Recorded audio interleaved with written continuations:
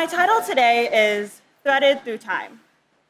We've all known someone steady in the faith, someone who felt rooted like you can count on them without even thinking about it. They showed up when it mattered, didn't say much, but when they did, it landed. There was a quiet weight to them. It wasn't heavy, just solid. Like an old fence lining the edge of a yard. Not the centerpiece or the show, but the kind of thing that quietly held everything together. Something you walked past 100 times without noticing until something shifted. At first, the change was small. The fence started leaning just slightly, like it had grown tired in silence. The paint began to flake, boards warped where rain had sunk in. The gate didn't close like it used to, and the person we'd known, they were shifting too. Not all at once, but slowly. A little less present, a little more distracted, jokes that didn't feel like theirs, strong beliefs they used to hold on to, now met with shrugs. We told ourselves it was nothing. Stress probably, a long day, week, or even year. But deep down, we could feel it, that something in them was starting to tilt. And isn't it strange how easy it is to see someone drifting and still choose to say nothing at all? We get polite and extremely careful. We start to convince ourselves that love or a hug looks like distance, that boundaries mean silence. We tell ourselves it's not my place, while watching someone slowly lose themselves. Yet love that's true never falters or fails. It notices even the gentlest lean. Because if love is patient and kind, then it's also present. It doesn't quit or run away the second things get messy. It leans in, even when the words feel hard to say. Sometimes the greatest kindness is refusing to look away.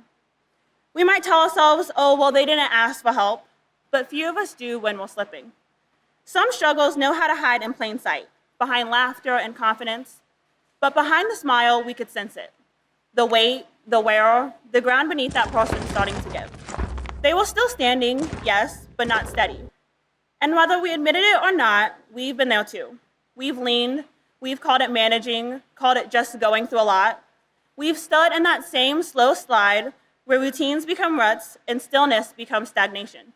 Growth halts, but we pretend it's rest. Our hearts numb, but we dress it up as peace. We start letting things go. Goals, habits, dreams. Not in a dramatic collapse, just in tiny moments of neglect. So we tell ourselves, it's fine, I'm fine, until it's not. Because even the strongest structures need support. Just because something has stood firm for years doesn't mean it can't start to wear. Slowly, quietly, invisibly. And when you've always been the strong one, people rarely think to ask if you're tired. Being dependable doesn't mean you're unbreakable. Even a fence that stood through every storm still needs tending. Left too long without care, the very thing holding everything together can begin to crack. Not from storms, but from being overlooked. And the danger isn't always dramatic. Sometimes it's subtle. A forgotten prayer, a shift in tone, or a distance forming that no one speaks about. You start surviving your days instead of living them. You don't notice you're drifting until the shore is no longer in sight. What we don't realize until it's too late is that this kind of slow leaning doesn't stay personal. It bleeds into our relationships, our decisions, and our integrity. Like the fence that once held up the yard, now letting things slip through, things that never would have gotten past us before. The person we'd admired, depended on, was suddenly different. Not broken, just not anchored. And still we hesitated. Who wants to be the one to say something? To risk offending them? To make things awkward?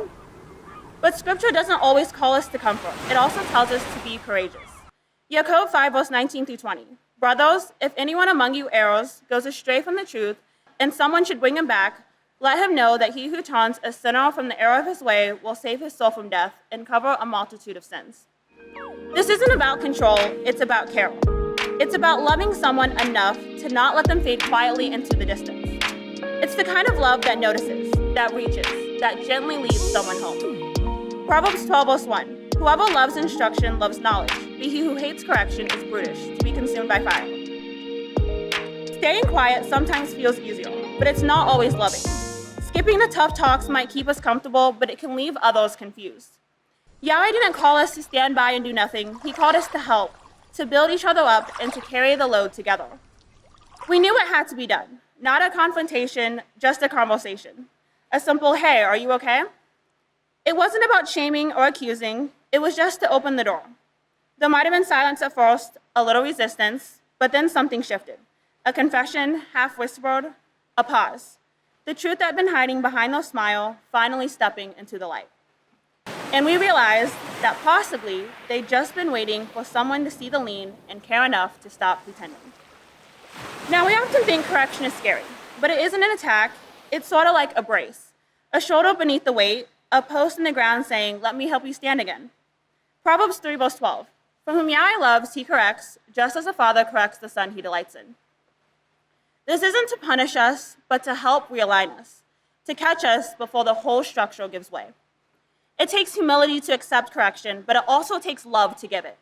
Ahab isn't just tender, it's truthful. And truth, when spoken in love, has the power to rebuild what fear has tried to tear down. So now that person is beginning to reroot themselves. They aren't rushing, but their strength returning in the places that once trembled. They're relearning how to hold steady, and they're not doing it alone anymore. And for us, we're learning too. Learning that part of Ahab is staying when others slip, not correcting from a distance, but walking close enough to carry. And the fence, they didn't knock it down or swap it out. Instead, they took the time to finally fix it. Dug a little deeper, reinforced the places that had weakened, sanded the rough edges, a fresh coat of paint, not to hide the damage, but to mark the restoration. Now that fence stands once more. The same fence, the same story, but stronger and more resilient than ever before. Proof that with love, patience, and care, what's worn down can be rebuilt to last. And just like that fence, we too can be restored. Rooted deeply, standing firm and ready to hold up what matters most. Because true strength isn't about never bending. It's about having the courage to be mended and the endurance to keep standing. So now as we look at them, standing a little taller, steadier, and surrounded by those who stayed, we're reminded that strength is not in never leaning, but in choosing to be restored. Their story, like the old fence, carries marks of weathering and strength, not erased, but embraced. Because what holds us together isn't always loud or flawless. Sometimes it's the quiet, faithful presence, the kind that's been threaded through time, one post, one prayer, and one act of love at a time. And with this, I'll turn over to the next speaker.